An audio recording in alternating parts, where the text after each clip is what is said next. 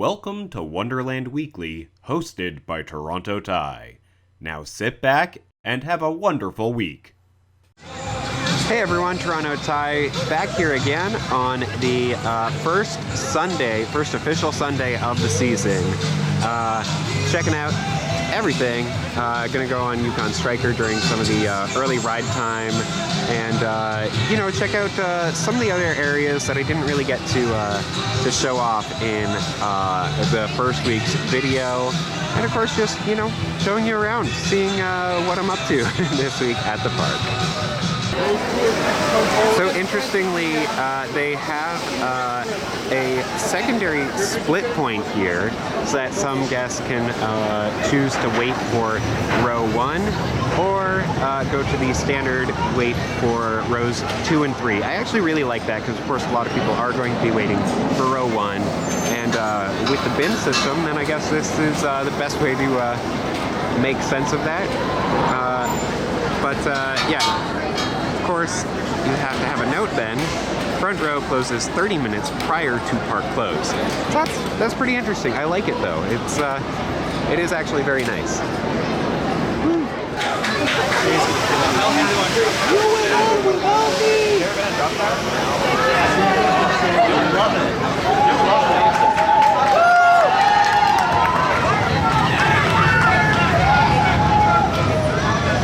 Best way to start your morning. Looks like there's still a little bit of work to be done here by the base of the lift, but not much.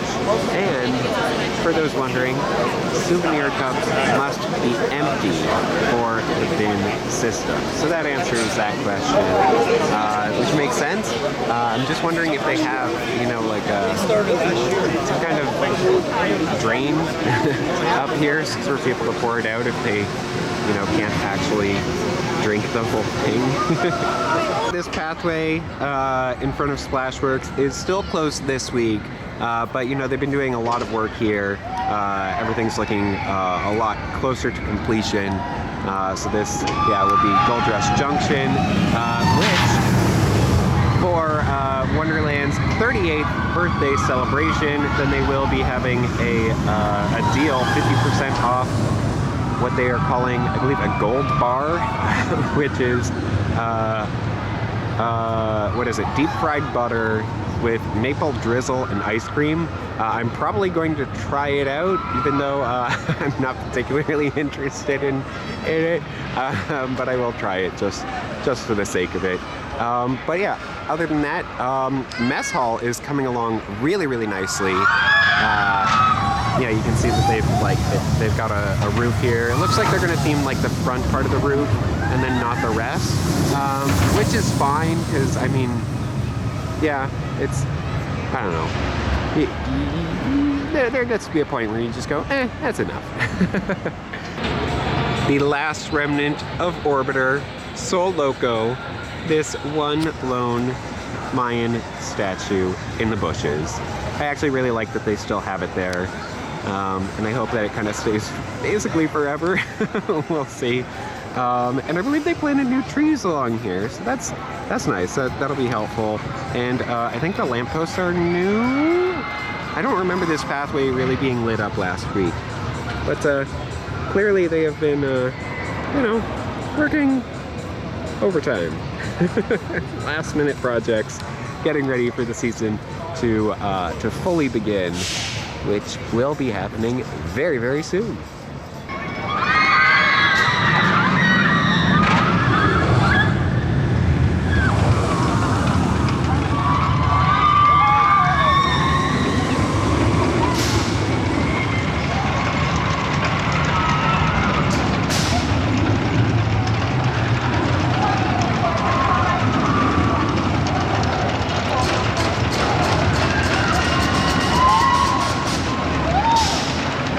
One of the reasons I think the loop works so well is because of the shorter train.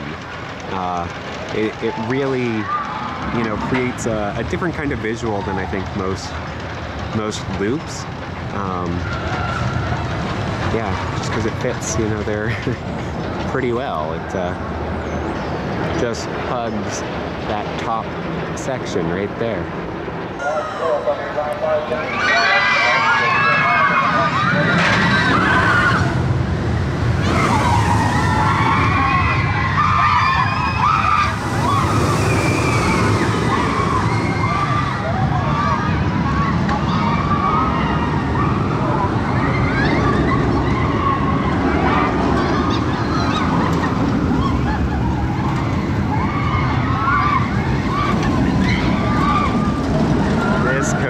Is a beauty. So they updated these signs for the various rides, you know, updated lettering for Vortex to reflect the new sign out front. So, you know, Vortex distance from here to first drop, 40 meters, and I believe this is used for the physics, science, and math days. But nice to see that, you know, those were updated as well, and not just, you know, the actual signs out front. Hi, Vortex. So over here in True North Gifts, where they've got the big moose and, you know, all the plaid, they've got some new shirts here, and I actually really like them. You know, they've got the poutine shirt, but the one I really like is Raccoons versus Toronto. I just think that's really, really funny. And then even here, you've got Toronto Raccoon Snow Globe. It's pretty great. I don't know what makes it Toronto, but, you know, raccoons. And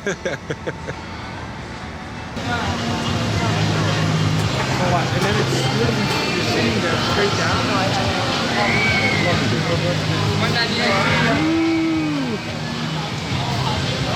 I really love hearing people around the park talk about how crazy this ride is.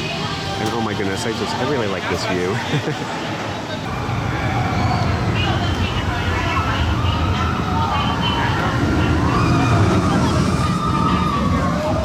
So I am catching a great view as I sat down in one of these Muskoka chairs to eat this chicken burger from the Muskoka Craft Burger and Beer Bar. It's pretty good. It's included in the meal plan, which is why I got it. Yeah, pretty good. It's got a pretty good kick to it too. So yeah, if you don't like spice, this is not the meal option for you. But if you're okay with a little spice, then go for it. It's yeah, it's pretty good. And the chips are not very well salted, but I kind of like that. They taste very much like potatoes because they are fresh made.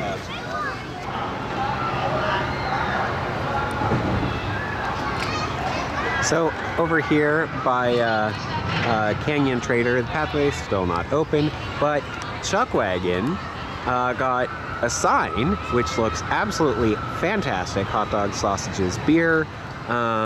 Over here, then they added, you know, a little bit of extra theming here. They got the station here for the ketchup and mustard, I'm sure. Oh, that is such a fantastic visual, I gotta tell you. And then over here, under the Immelman here, then they put in some trees. So it looks much nicer now. I'm a little surprised that they put in trees, considering, you know, trees will grow. And they will probably have to be trimmed, you know, in years to come, eventually. But, you know, that's a long ways off and probably won't need to be trimmed too much. Still, really, really nice to see this area filled in again. Over at Canyon Trader, they have updated the historic Chilkoot Trail sign, book your passage to the frontier of Canada. Now it says open now, where it used to say opening soon. I like that they updated it, but I'm not a big fan of how they updated it. They kind of just put a bit of a sticker over the bottom part here of the sign. And kind of obvious. It's not really obvious, but it's kind of obvious. Still, I do like that they updated the sign. So over here in front of the former entrance to Dinosaurs Alive, they removed the banner at the top of the signpost, but the posts are still here. The entrance little booth there is still here. And they just put these walls in here, which look fairly temporary. So kind of odd, but I know that they did actually remove the actual dinosaurs from the pathway, so there's nothing along there. But it just looks kind of funny. I'm not gonna lie, it does actually look pretty odd not having the dinosaurs in the background there. I kind of miss them, and I kind of wonder what the ride ops at Pumpkin Patch are now using, because I know that they used to do spiels about how many dinosaurs can you see, so that one's no good anymore. So the old dino store is now just an empty building. I don't know why they didn't, use it as a merch building or something this year, but it looks really odd because the door at the back is still open. I don't know what's going on. Oh man, hopefully they have some kind of plans for updating this soon, but I don't know what. So over here at the Dippin' Dot stand, this one happens to be in front of King's Feast, but I'm sure they all have it. They have Gold Nugget Delight. Vanilla with buttery, crunchy, toffee nuggets. That's actually really nice. I like that.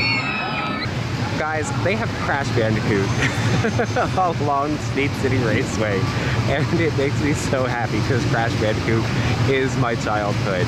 They are coming out with the new Crash Team Racing remaster, I believe.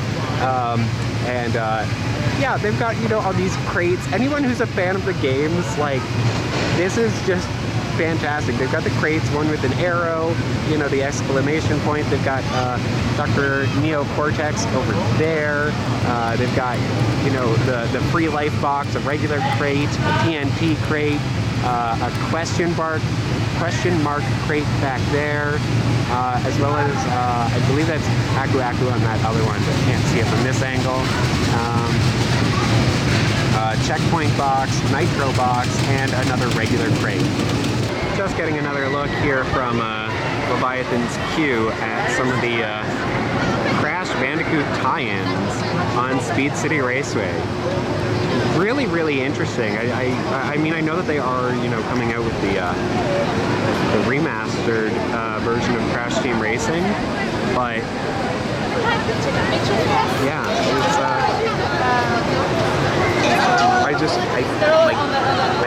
I don't know.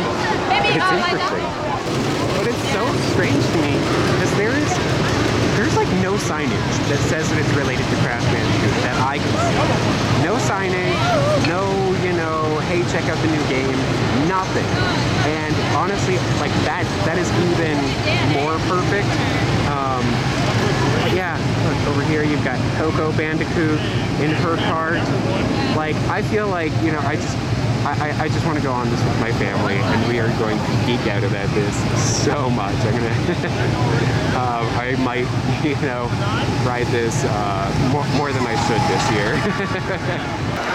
Alright, so I'm just about ready to close out for the day, but I had to show you guys the new Dragonfire sign.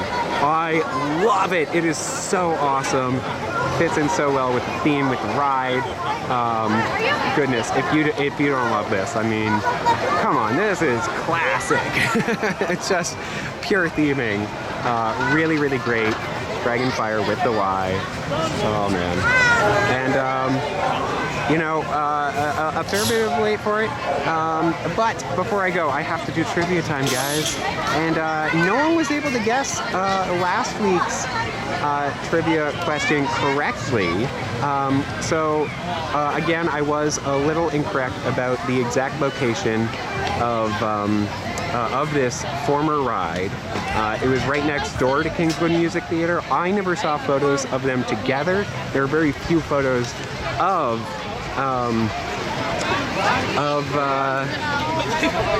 this ride in general. So the correct answer, the ride that was originally basically where Cyclone is now, before before the water slides were there, then the ride was Pharaoh's Eye. It was a roundup ride, and honestly pretty similar to Nightmares. I mean, not exactly the same, but you know, pretty similar. So it totally makes sense that it was removed. It was removed in 1987, the end of the 87 year, to make way for Racing Rivers, which opened in 1988. So thank you guys all for you know, commenting, guessing about what it could have been. Yeah, sorry again for the incorrect mention there. But Dragonfire is, of course, a classic ride at the park. Several coasters were here when the park first opened, but for this week's trivia time, I want you to let me know in the comments below, what was the first coaster to be added to the park after it opened, and what year was it added? If you guys can let me know in the comments below, I'll give you a shout out in my next video. And until next time, have a good one. Thanks so much for watching. Be sure to like the video, comment with anything you'd like me to cover in the future, subscribe, hit the notification bell, and support me on Patreon so that I can visit more parks and create more wonderful videos.